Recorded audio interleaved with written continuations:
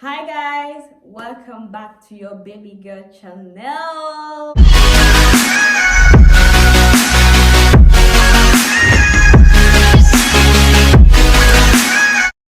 On se retrouve aujourd'hui pour une nouvelle vidéo qui sera une vidéo Tipsy Talk. J'ai eu l'idée de la vidéo sur la chaîne de Only Bells, une youtubeuse anglaise. Et j'aime bien la youtubeuse. Et Tipsy Talk, j'ai beaucoup aimé le concept parce qu'il faut boire. La meuf, elle boit un peu trop. Il faut boire et après, il faut donner son avis sur des histoires de couple. Avant de continuer avec cette vidéo, n'oubliez pas de liker, de commenter, de vous abonner et d'activer la cloche pour donner de la force et aussi pour savoir quand est-ce que je poste une nouvelle vidéo. Et aussi pour savoir que les histoires, j'ai pas demandé aux membres de ma famille, aux frères, aux sœurs, à mes abonnés de me donner leurs histoires. Non, j'ai pris les histoires sur une page Facebook, le mariage, vivre heureux avec son époux. J'ai pris les histoires là parce que j'aime bien la page, j'aime bien les histoires. J'ai pris les histoires là-bas, quelques histoires là-bas, courtes histoires, et je vais donner mon avis en vidéo. J'espère juste que c'est pas illégal de faire ça et tout. Prendre des vidéos pour prendre des histoires des gens. J'ai mon vin, j'ai mon verre et voilà. D'abord, avant de commencer, je vais boire. Parce que les histoires qu'il y a sur le truc là, sur la page là, c'est des histoires pour boire. Il faut bien commencer. Je suis prête. On peut commencer. Première histoire. Je voudrais passer en anonyme. Quelles sont les personnes qui sont dans un mariage polygame? Mon mari souhaite prendre une deuxième femme pour aider sa mère dans les tâches ménagères. Selon vous, dois-je accepter ou partir de ce mariage? Déjà, qui épouse quelqu'un pour les tâches ménagères? C'est méchant en fait, c'est méchant d'épouser quelqu'un pour les tâches ménagères. Genre, pourquoi tu m'épouses genre pour venir faire les tâches ménagères? Et aussi, pour moi, c'est juste une excuse pour pouvoir avoir une seconde femme, avoir une deuxième femme, c'est juste une excuse. Parce qu'en soi, si tu veux une femme pour aider ta mère dans les tâches ménagères, tu prends quelqu'un qui fait ça comme métier et puis tu vas payer la personne. Genre, tu prends quelqu'un qui fait ça comme métier, la personne va faire ça et puis c'est tout. T'as pas besoin. Comment tu peux aller épouser quelqu'un juste pour faire les tâches ménagères? Non, mais c'est. Je sais pas si vous vous rendez compte, mais c'est méchant de faire ça. Et puis. Voilà. Après, quand il va épouser la fille, après il voudra passer le temps avec la fille, soit disant que c'est sa femme.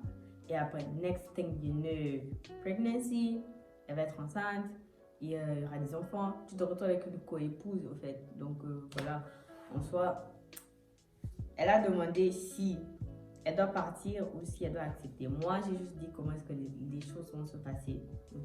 Et si elle a envie de partir du mariage, qu'elle part. Mais si elle a envie de rester, d'accepter, qu'elle sache juste que elle ne sera pas seulement là pour les tâches ménagères, elle sera là aussi pour autre chose, pour être sa femme, pour être sa deuxième femme. Donc elle va commencer à réclamer son mari. Donc en soi, si elle va accepter, il faudrait qu'elle sache que ça ne sera pas seulement pour les tâches ménagères, elle va être là pour être sa femme aussi. Donc elle va se retrouver avec une co-épouse. Deuxième histoire. Je suis un homme de 29 ans en couple avec une fille de 26 ans. Nous habitons dans la même ville. Mon problème, c'est que je ne ressens rien pour la fille. Mon cœur est vraiment vide de sentiments. J'avais cru qu'avec le temps, je finirais par l'aimer. Malheureusement, rien n'a changé. Je précise que nous avions déjà fait 1 an ensemble. Si je continue cette relation, c'est juste que je ne veux pas briser son cœur car c'est une fille bien. Mais je me rends aussi compte que je suis en train de lui faire perdre son temps. Aidez-moi. Aidez-moi, que faire? Il faut dire la vérité. J'ai remarqué que les hommes autour de moi, dans mon entourage, ils sont aussi souvent dans la même situation. Voilà, j'ai pas envie de briser son cœur et tout. Mais tu l'as fait espérer au fait. Tu l'as fait espérer tout en sachant que tu ne ressens rien pour elle. Genre, il n'y a rien, il y a vraiment rien. Non, tu ne peux pas continuer à agir comme s'il y avait quelque chose alors que tu sais qu'il n'y a rien. Parce que elle tombe amoureuse de toi. Et elle s'imagine déjà le mariage, les enfants, les prénoms, la retraite ensemble. Donc, vaut mieux briser son cœur maintenant C'est ça, c'est vrai, ce sera méchant, mais au moins, c'est honnête. Il faut juste trouver les bons mots et essayer d'expliquer. Peut-être, elle va comprendre. C'est vrai que ça va briser son cœur, mais au moins, elle va comprendre. Et tu as été honnête. Et bon, c'est aussi un peu méchant parce que ça fait déjà une année, mais bon, voilà. C'est mieux maintenant que attendre et tout. Donc, juste parce que tu as envie de briser son cœur. Mais quand tu as brisé son cœur là-bas, elle va te détester. Elle va te détester. Parce que moi, tu lui as fait perdre son temps et tout, et de dire depuis le début. Donc, c'est mieux de faire maintenant que d'attendre et tout. Troisième histoire. J'ai un grand problème. Je suis en concubinage avec un homme depuis 8 ans. Il a 32 ans et moi 33 ans. Nous avons 2 enfants. Il agit seulement lorsque l'enfant est malade et pour le reste, il s'en fout. Y compris mes propres problèmes et besoins. Enfin, mes propres besoins et problèmes. Il gagne bien sa vie, mais il ne fait rien avec moi. Il ne fait jamais de sortie avec moi, jamais de cadeaux, pas de dialogue. Quand je m'approche de lui, il devient très furieux. Je suis très malheureuse dans cette relation, mais je l'aime beaucoup. Que faire pour qu'il change et me considère comme... que faire pour qu'il change et me considère comme sa femme? Il a quel âge? 32 ans. Tu as quel âge? 33 ans. Il faut le recadrer. Il faut le gifler, le recadrer, lui rappeler qui a vu le soleil avant lui. Tu es sa grande sœur, c'est ton petit frère. C'est ton petit frère. Si on suit bien l'histoire, genre nous tous, nous sommes des descendants d'Adam et Ève. Tu viens avant lui. Tu es sa grande sœur. Il est ton petit frère. Il n'a pas le droit de respect. Il n'a pas le droit de te manquer de respect, de te traiter comme n'importe quoi. Parce qu'il t'a vu nu. C'est ton petit frère. Il faut bien lui rappeler que tu as vu le soleil avant lui. Quand il est en train de le concevoir, toi tu étais déjà conçu. Il faut lui dire ça. Il n'a pas le droit de te traiter comme n'importe quoi comme ça. Non, non, non, non, non, non. Ils sont... Ok. Blague à part. Les femmes. Déjà, elle n'a pas envie de quitter la relation parce qu'elle n'a pas demandé si elle doit partir ou pas. Elle n'a pas envie de quitter la relation. Tout ce qu'elle veut, c'est savoir comment faire pour que son homme change et la considère comme une femme. Déjà, le mec, il va changer parce qu'il a envie de changer. Si en 8 ans, il n'a pas changé, c'est pas aujourd'hui qu'il a changé, qu'il va changer plutôt et te considère comme sa femme. Tu n'es pas sa femme, vous êtes en colocation. Et puis, vous avez des enfants, donc, genre, vous êtes des coparents. Et vous êtes en colocation. Et puis, les femmes, et puis il y a les actions, les actes, les actions. J'avais regardé une vidéo où un homme disait qu'une femme est comme la police. Elle peut avoir toutes les preuves du monde, mais elle veut des aveux. Donc, c'est ça en fait. Et tout ce que je vois ici, ce sont des preuves qu'il ne l'aime pas. Il ne l'aime pas, il ne la considère pas comme sa femme, parce que tu fais pas ça à une femme que tu aimes, une femme que tu considères comme la femme de ta vie, en fait. Tu fais pas ça. Mais j'ai l'impression qu'elle attend qu'il lui dise qu'il ne l'aime pas ou qu'il ne l'aime plus pour qu'elle s'en aille, en fait. Parce que tant qu'il ne l'a pas dit, pour elle, il y a encore espoir. Qu'il l'aime, mais que c'est juste, voilà. Non. J'ai l'impression qu'il faudrait aller dans chaque relation où une femme est malheureuse, je sais pas, pour la supplier, dire maman, pardon, la porte est ouverte, allons-y, viens, je vais partir avec toi, on part. Tokende, il n'y a plus rien ici, il n'y a rien, il n'y a pas d'amour, il n'y a pas de relation, on part. Parce que les femmes, elles restent. Et puis aussi, attendez, d'abord je vais voir.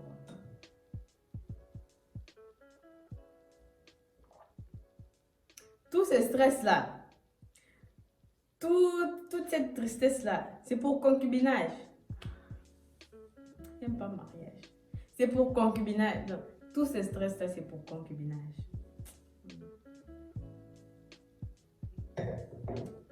Pardon, faut prendre tes affaires et partir. Il n'y a plus de relation, il n'y a pas de relation en fait, il faut partir. 8 ans de concubinage, c'est bon, ok. Tu as eu ce que tu avais, voilà, tu as eu ta dose. Faut t'en aller. Moi, j'ai pas de conseil, genre, faut qu'il change. Pour moi, c'est, tu prends tes clics et tes claques et tu t'en vas, point barre. Parce que tu ne mérites pas de souffrir comme ça. Tu ne mérites pas. Tu ne mérites pas cet amour. Ça te fait souffrir. Même si tu l'aimes, il ne t'aime pas. Prends tes affaires et pars. Point barre. Prochaine histoire. Je suis fiancée et je vis avec mon fiancé. Je note que je travaille également et j'ai 30 ans. Mon fiancé est respectueux envers moi, mais depuis que je suis enceinte, je le trouve un peu distant. Parfois, il essaie de rectifier son attention, mais bref. Oui, d'abord.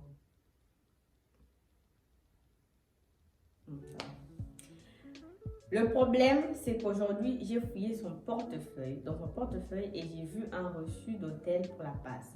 Je ne lui ai pas fait cas de ça, mais je suis vraiment choquée et déçue. Je ne sais pas comment réagir. Il est sorti et je suis actuellement à la maison. Je pense qu'il faudrait parler de ça. Enfin, parler. Il faudrait poser des questions parce qu'il ne faut pas rester avec ça. Ça va te stresser. Il faut parler de ça, demander c'est pourquoi. S'il va mentir, il a menti, c'est tout. Tu vas dire la vérité, hein, mais tu ne sauras pas. Donc, moi, tout ce que. Enfin, il faut communiquer, il faut savoir pour l'hôtel. Et aussi, il faudrait qu'elle arrête de stresser. Enfin, il faudrait qu'elle se concentre sur son enfant, sur son bébé. Parce que le corps de la femme, quand tu es enceinte, tu es fragile et tout peut t'arriver. Donc, il faudrait que tu te concentres sur le bébé qui est là-bas dedans. Que ça se former et tout. Et, pour qu'il aille mieux, pour qu'il n'y ait pas tout ce stress et tout. Mais aussi, je comprends parce que l'enfant voulait être ensemble. Donc, en soi, pendant cette aventure et tout, pendant ce moment, il faudrait que ton mari soit avec toi, qu'il soit au petit soin et tout, qu'il devienne distant là. Ça fait mal au cœur et on ne sait pas pourquoi. Ouais. Je comprends aussi bien qu'elle se force vraiment à. Il faudrait qu'elle se force vraiment à se concentrer sur son bébé. Donc, voilà. Un sujet maintenant que je voulais aborder pour cette histoire de distance. Je ne comprends pas. Moi, il faut qu'on m'explique. Il faut qu'on m'explique. Tu es distant pourquoi? Toi, homme, tu es distant pourquoi? L'odeur que je dégage, je sais pas moi que je dégage, tu es distant. Il y a d'autres qui disent que genre, ton mari peut être distant parce que tu n'arrives pas à le satisfaire ou machin et tout ça. Et vous savez à quel point c'est égoïste de dire ça? On a fait l'enfant ensemble et c'est moi qui porte l'enfant pendant 9 mois. Le changement d'hormones, changement d'émotions, changement de tout ce qui se passe dans le corps. La peau s'étire. J'ai une vie, j'ai un truc qui grandit en moi. Un être humain qui grandit en moi pendant 9 mois. 9 mois, c'est beaucoup, hein. C'est une année scolaire. 9 mois, c'est beaucoup. Maintenant, toi, juste parce que je ne peux pas te satisfaire pendant 9 mois, tu veux... C'est égoïste. C'est égoïste. C'est égoïste. Donc moi, je ne comprends pas cette affaire, qu'on m'explique. Qu'on m'explique parce que moi, je ne comprends pas. Tu es censé être là pour ta femme au petit soin. Vous l'avez fait à deux, cet enfant-là. Et comme moi, je porte l'enfant, il faudrait aussi savoir que c'est pas facile. C'est pas facile. Hein? Donc, tu dois être là au petit soin, participer. Que tu me fasses voir que toi aussi, tu as hâte d'avoir cet enfant dans tes bras, au fait. Tu vas me dire, oh, appelle ta soeur, appelle ta mère. J'ai fait enfant avec ma soeur. J'ai fait enfant avec ma mère. Non, c'est avec toi que j'ai fait enfant. C'est ton spermatozoïde qui est venu féconder mon ovule. On a formé zygote ensemble. Donc, cette affaire de la distance et machin. Après la grossesse, il va redevenir non. Tu dois être là pour la grossesse. Tous les rendez-vous d'échographie, tu es là. Tout ce que tu es là. Il n'y a pas question de distance ou je sais pas moi quoi. Non. Tu es censé être là avec moi, au petit soin avec moi. Une grossesse, c'est pas facile. C'est pas facile. Et j'ai l'impression qu'ils comprennent pas ça au fait. Juste parce qu'on ne peut pas te satisfaire pendant 9 mois ou parce que je sais pas moi quoi, la distance, cette distance-là, je ne comprends pas. Pour moi, c'est égoïste. Après, peut-être, je sais pas qu'on m'explique. Expliquez-moi dans les commentaires c'est quoi la distance parce que moi, je comprends pas. Je comprends pas. Tu sais être là, soit là avec moi. Et il y a ceux qui trompent. Ceux qui trompent là, vraiment, je ne sais pas quoi vous faire. Des fois, j'ai envie de vous étrangler. Enfin, je ne sais pas quoi vous faire, en fait, ceux qui trompent pendant que ta femme est enceinte. Oula, on va pas parler de ça. Et donc, voilà, moi, je ne comprends pas la distance. Tu es censé être là pour ta femme quand elle est enceinte. Donc, voilà, elle fait un gros boulot, un grand boulot, en fait. Et ça, j'ai l'impression que vous ne vous rendez pas compte de ça, en fait. Dernière histoire. Je suis avec un homme depuis 5 ans, on a 3 enfants et il a fait ma dot. Maintenant, il veut faire notre mariage civil, mais sur un régime polygamique. J'ai dit d'accord. Le problème est que j'ai dit à l'homme que je ne vais pas te faire un vœu de fidélité devant le maire parce que c'est un régime polygamique. Je vais te faire un vœu de respect. Le monsieur se fâche en me disant que c'est mieux, on laisse le mariage, on laisse tomber le mariage. Elle demande est-ce qu'elle a mal agi en lui disant ça.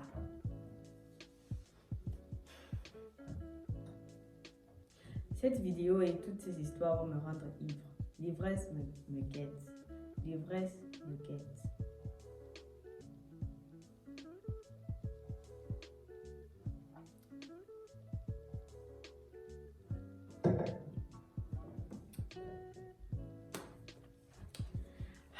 Ce que les hommes auront toujours, c'est l'audacité.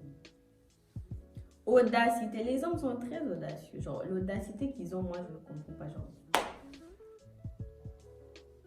toi, tu penses qu'elle peut supporter te voir avec une autre femme ou plusieurs femmes, mais toi, tu vas supporter la voir avec un autre homme. Mais, mon frère, faut pas demander ce que tu ne peux pas supporter. Ne fais pas aux gens ce que tu ne veux pas qu'on te fasse.